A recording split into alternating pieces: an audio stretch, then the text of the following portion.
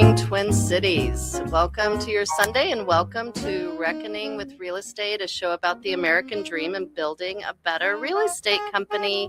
I am Paige Kale with the Real Estate Collaborative, and I am here joined by Mark Byers. Hey, Mark. Hello. Mark is also with the Real Estate Collaborative, and we're here with one of our sponsors as well, Matt Berna with Bell Bank Mortgage. Hi, how's it going? Good. How's it going? Good to see you again. Nice to be back. It's been a Yeah. while. Yeah, I think we've recorded maybe 4 episodes so far together, something like that. I don't know. When you and I are together, it just seems like so much fun. It all blends in together. Okay. All right. All right. Yeah. But we're going to start off talking about, we were talking about what to talk about, and then we decided to talk about how loan officers are compensated, because that's something actually after 22 years, I'm not even sure I know I don't fully understand. I don't understand it at all, actually. Yeah. So there's that. Educate us. Yes. Cool. Well, Yes. I'm here to help answer any questions and educate as I can. And before I was here the last couple of days, I've been just like looking online to see. I can just Google like how loan officers are paid just to see what's out there. So I was like reading some forums on Reddit, and people are like, I can't believe they charge a loan officer compensation in my closing disclosure. Like, that's not the way it works. There's so many weird and wrong things I was reading out there. I think a lot of people just don't know because it's not the way it normally gets come up. It doesn't normally come up, right? I think for agents commission, it's probably talked about pretty regularly, right? If you're going to list or buy a house, it's disclosed what the commission's going to be, who's paying for it. But a loan officer isn't paid by a buyer or a seller. So I think it kind of just falls through the cracks and doesn't really get talked about. Yeah. Which is kind of interesting because as a consumer, like putting your consumer hat on, how often do you work with a professional and not understand what you're getting, how they're getting paid? Yeah. And it's probably a hard question for people just to ask, like, wait a minute, I'm working with you. How are you getting paid? I have had a couple people ask. It's not common that people do ask. Mm-hmm. So the way it works is I can tell you that every lending institution has a different sort of scale of how they do things, right? Mm-hmm. You could see from large banks who might give their loan officers a salary plus commission. It could be an all commission role. It could be an all salary role. So it really depends on the lending institution. A lot of places could be a mix. I think the most general thing that you see is just a strictly commission-based schedule for loan officers. It is. Yep. Okay. And it's based off of the loan amount, and it's not paid by the consumer either. So the consumer is not paying anything towards that lender for doing their mortgage. You look like you don't believe. I know. Come again. Well, I think so. What I'm confused by, I think, is when I first started in real estate, like in the early 2000s, there used to be a 1% origination fee, and it was 1% of the mortgage amount. And my understanding back then was that was the compensation to the loan officer for the work that they had done on originating the loan. So things could have changed. I've been a loan officer since 2019. I've been in mortgage probably since 2015. Ever since I've been in the mortgage industry, the consumer is not paying anything for the loan officer themselves. I think what you're referring to, a lot of times you'll see origination fees on a loan estimate or initial disclosures. That's a lot of times going towards the lending institution for their underwriting fee, their processing fee, their doc preps. So that's for all the other people behind the scenes that are working to get that loan file closed. So as the loan officer, when you think about rates and loan programs, if I logged into our system, I opened up a loan, and I looked at rates for a person, it would show me a list of different options that person has and different rates. And depending on who that back-end investor is, if it's Fannie Mae, Freddie Mac, FHA, VA, whatever it is, they have a coupon rate, and there's a yield off that coupon rate. And that determines how much the bank gets paid and the loan officer gets paid. The loan officer's commission is going to be usually between 0.5 and 1.25% of the loan amount. It can change a little bit. Each place has their own compensation plan, what they offer. But typically you see things inside that range of what they're going to get paid. And it's based off of that yield from what they're getting from the investor. That makes me want to cry a little bit. It used to be that if rates were higher, loan officers could make more off of it. That is outlawed. It's illegal ever since the Dodd-Frank Act. You can't get paid more for overcharging someone a rate. Oh, That seems reasonable. Nice. I agree. That It seems works. like Yes. a reasonable regulation. That was before I was doing it, so I don't know too much about it. Is there a difference from new loan generation versus like refinancing? Some lenders can have different things like that. I'd say typically most places don't do anything different if it is a refinance or a purchase. But it's up to that lending institution if they maybe sometimes lower the compensation if it's a refinance versus a purchase. Yep. So when you say that loan officers are paid typically the range 0.5% up to like 1.25% of the mortgage amount, and it depends on who's buying the loan, right? The secondary market. Mhm.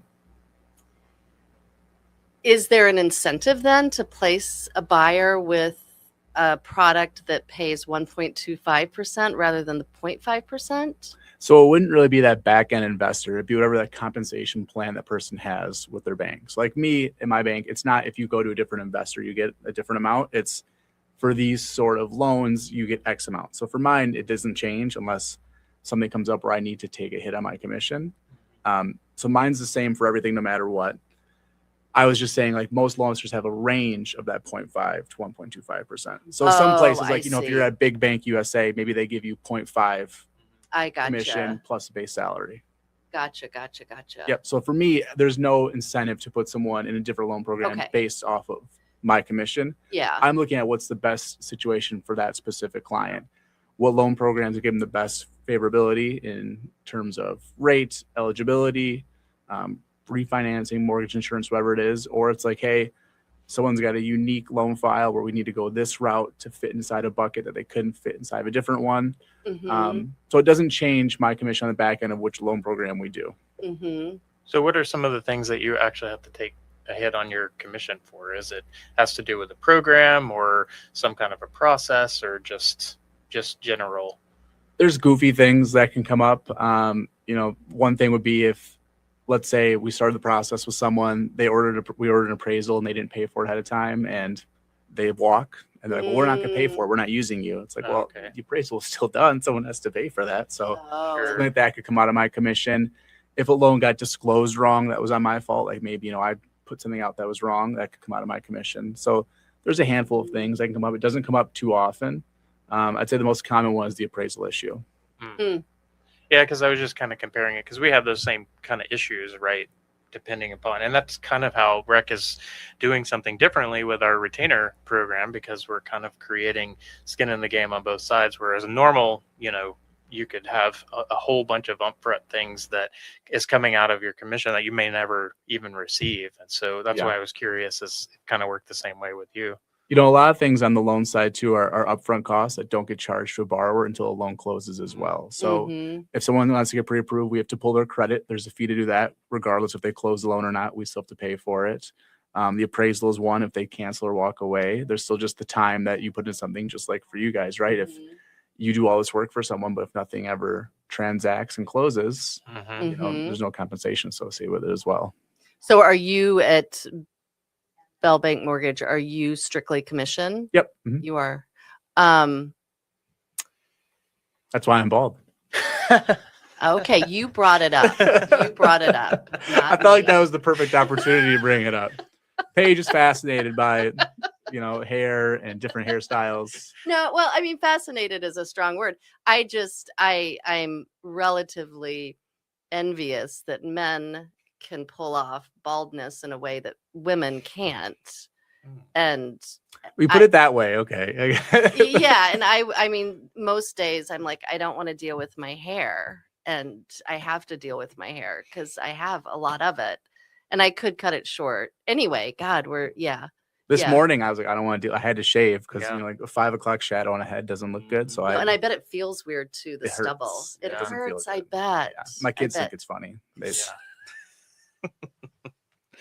But anyways, back to compensation for loan officers. I think a couple things I want to talk about are just some terms that people might hear. So the way we talk about things in mortgage and with rates, discounts, compensation, a lot of things you'll hear about is a basis point. Are you familiar with what basis points are?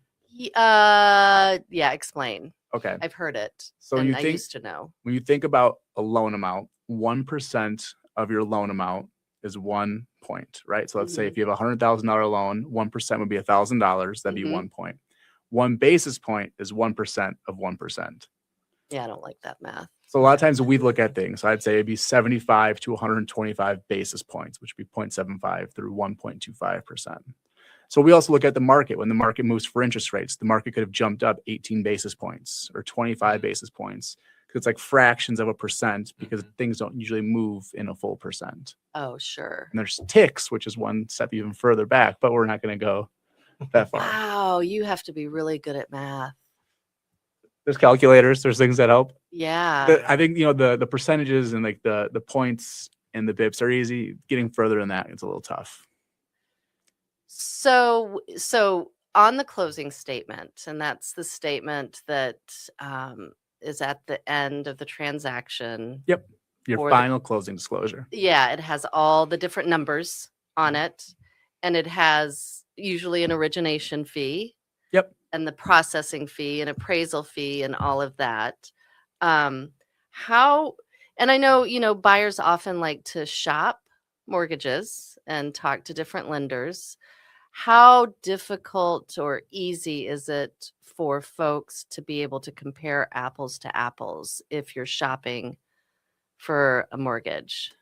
I think it's kind of tough just because of how quick things can change. You think about the mortgage market and rates. If you don't have a locked in rate, even if you do, rates change all day throughout the day. The same way the stock market moves, mortgage rates can go up and go down.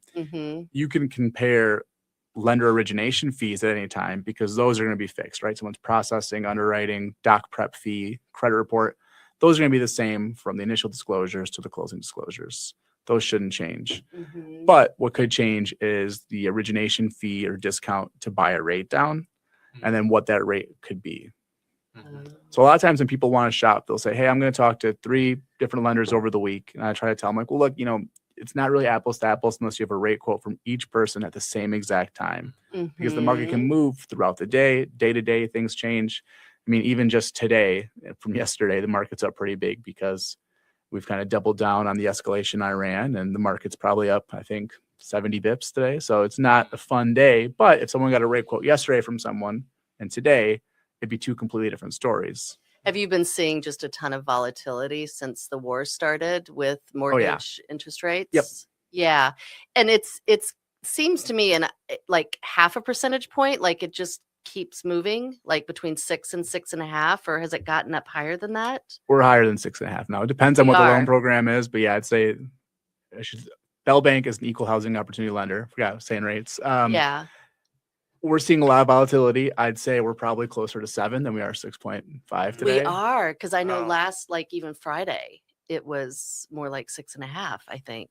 Yeah. Wow, that's a big change. But I think that's when it comes in handy to have a loan officer who has different options and different things. So, one thing I have going on right now with people who are just getting under contract or starting the process, it's like, hey, let's talk about what your long-term plan is for this house. I know it's not fun to think about, am I going to leave this house anytime soon before you even close on it? But hey, if this isn't your forever house, maybe we look at doing an ARM loan that takes advantage of a lower interest rate for 7, 10, 5 years to help you get in a spot where you can save each month, hopefully allocate some more of that money towards the down payment, towards your principal balance, and then refinance when rates come down. Yeah, that's a good point.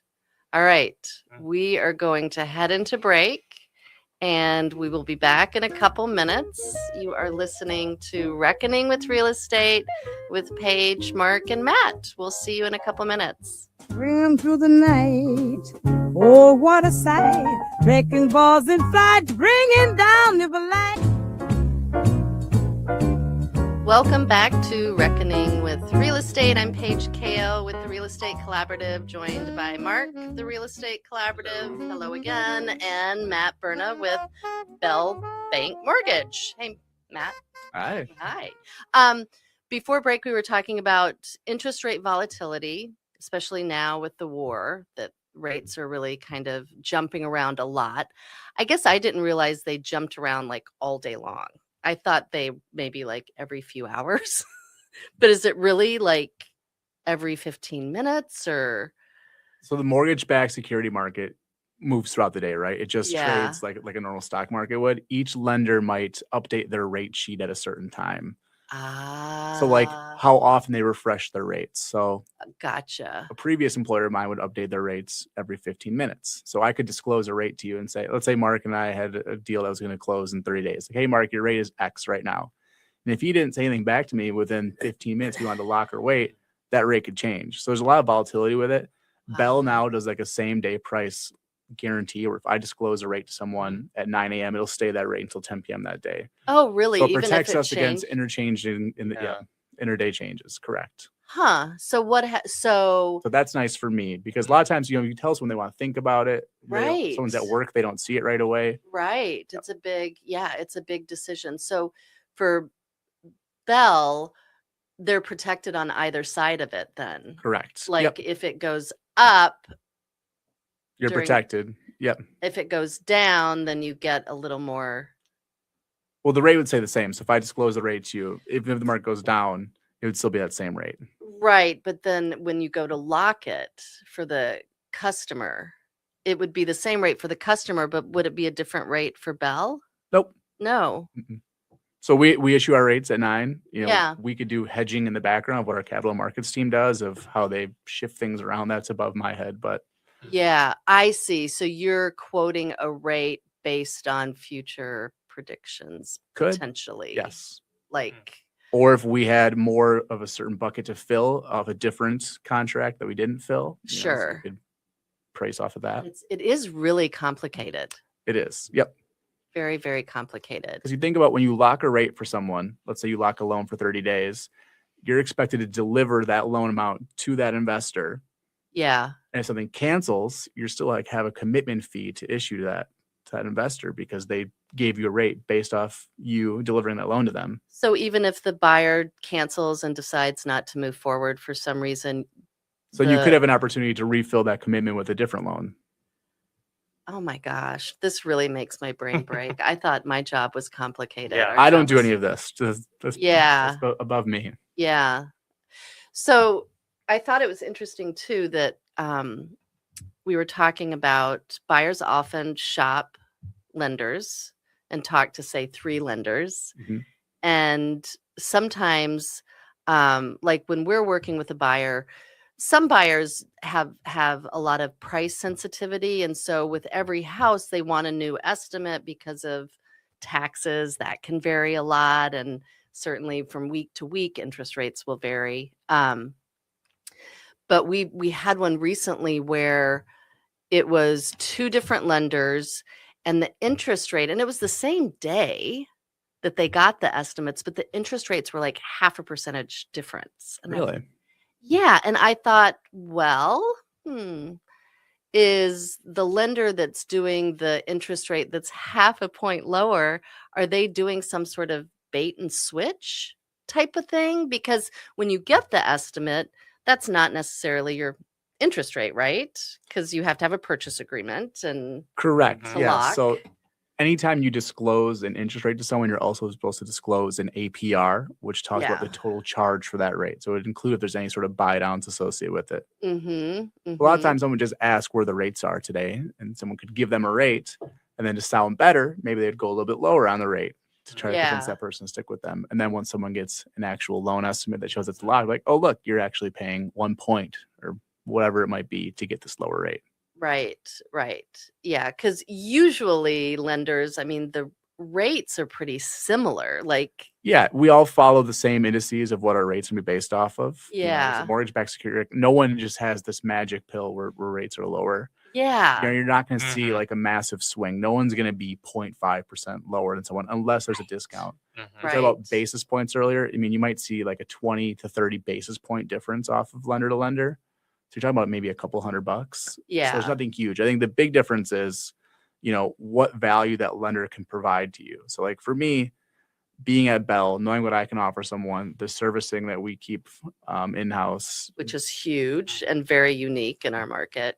being able to answer questions when things come up, sending worksheets to people, talking through the process, calling a listing agent. Mm-hmm. I also think that a pre-approval from Bell stands out and makes a difference Mhm. too. Exactly. So like, I think offers can get won because of that Mm-hmm. versus someone finding a low rate from John's Mortgage Shop in Alabama Right. might not carry as much weight. Right. Or Rocket Mortgage or something like that. Yeah. Yeah. No, I think you're right. Bell Mortgage has a great reputation in this market and is kind of the gold standard for mortgages. Another That's piece true. of it that I think kind of gets overlooked too is just data security. When you think about applying for a loan, you give Mm. someone your date of birth, your full name, your social Mhm. security, all your employment, all your bank information. Yeah. If you go to the cheapest place, do you think they have extra Mhm. safeguards in Yeah. case something happens when you're transmitting that data to them or how they need to upload it? Right. I mean, Bell is consistently ranked one of the top workplaces for data security. And that's something we pride ourselves on is what we do. So we're going to make sure people's data is safe, especially all of your very, very sensitive information. That's a Mhm. piece of it. Yeah. Mhm. When you're going for the lowest rate, the lowest cost, a lot of those things aren't going to be factored in because they're trying to get you the lowest deal. Yeah. Yeah, or try to get your information and resell it out to how many other people are buying that data, right? Yep. And so, whoever these third parties are that you're putting that information in, they may be upfronting it, but they may be selling it out to some, Yeah. A whole bunch. So I did have a question though. Yeah. Since we started on how you're compensated and it's not by the consumer, where is that coming from? I would assume that it's the lender, the bank that's part of all of that, right? Yep. So like, I'm still kind of curious on how that works for you. Yeah. So Fannie Mae, let's just use Fannie. Fannie issues a rate for their day. This is our rate for a 30-year mortgage at this FICO score, this down payment, all the different loan parameters. Banks will then make a spread off of that. So just to make numbers easy, let's say Fannie Mae's coupon is 5. The bank spread is 2. What is the coupon? Just like their mortgage rate. Okay. Like okay. their rate is 5. Gotcha. The bank spread is 2. I get Oh. 1. That means the bank would be able to get 1 for the different things that they need to perform on. So then the end consumer, their interest rate is 7 with that math? Or did I add? I guess kind of, yeah. Sort of? Is Yeah. that accurate? I mean, That'd be accurate, yeah. okay. So in the end, the consumer then is paying for it, right? Kind of, but it's not like they could dictate and say, this needs to be lower based off of something. Right. Because it's all of them are doing it that way. Yes. And that's just yeah. the I way mean, that- every lender has a spread that they need to make to pay the lights or, their Yeah. bills, their licensing fees, all the things that go along with it. Mhm. So does Fannie give that 5? I'm just going to use the 5 to everybody. Yes. That Yep. is just everybody's. And then what about a loan officer though, that like, and I'm just asking these questions so I understand it, a loan officer that maybe says, I only want to make 0.5 and the lending institution is 1, then you're at 6.5. That could fall into redlining and is illegal because you need to be able to offer that to every single person, not just one individual person. So if you're making a pricing concession for someone, you have to be able to offer that pricing concession for everyone. Right. But what if they do offer it to all their clients? I think what I'm getting at, because what's interesting to me is, so the real estate industry, we sell the same thing. That's 6%. I mean, it's changing now because of the lawsuit a little bit, but no matter what company you're with, unless you're with Rec, they're kind of selling the same thing. They're not differentiating themselves.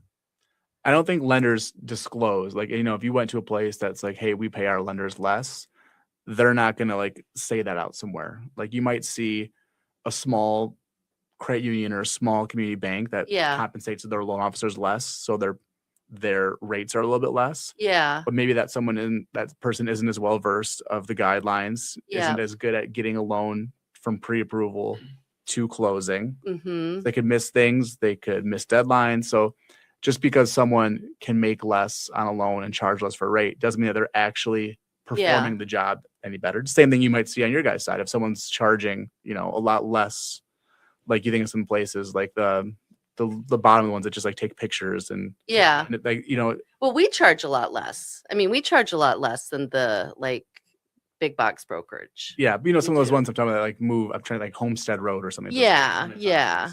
yeah. Yeah. I guess I'm thinking, is there space for differentiation in the lending market? I don't know. There is, but a lot of Yeah. times if someone's offering less compensation to the loan officer, the bank's probably just going to take the difference. So it won't always Sure. just Because directly make rates lower. yeah. If someone was 0.5% lower in rates, they would get all the business, right? It's people just go there and they wouldn't have the infrastructure to handle it. So Yeah. then they would up their rates to offset with the workforce that they need to Yeah. pay for it. Yeah. I don't know. It's kind of an interesting conversation in just the real estate industry in general, I think. Yeah. So I think for the next episode, this is just going to be a little teaser. Did you have a segue to what we're going to talk about next? I mean, I think in that front, we're talking about back end data and tools and availability on stuff. We got to talk about some AI and some infrastructure on that. Maybe there's a differentiation there. Yeah. Yeah. Interesting to hear what he says. Looking forward to it. Yeah. So the next episode, that's what you'll hear. So join us next Sunday at 11 and we will see you then. Take my breath away. Oh, wrecking ball, you steal the show. Every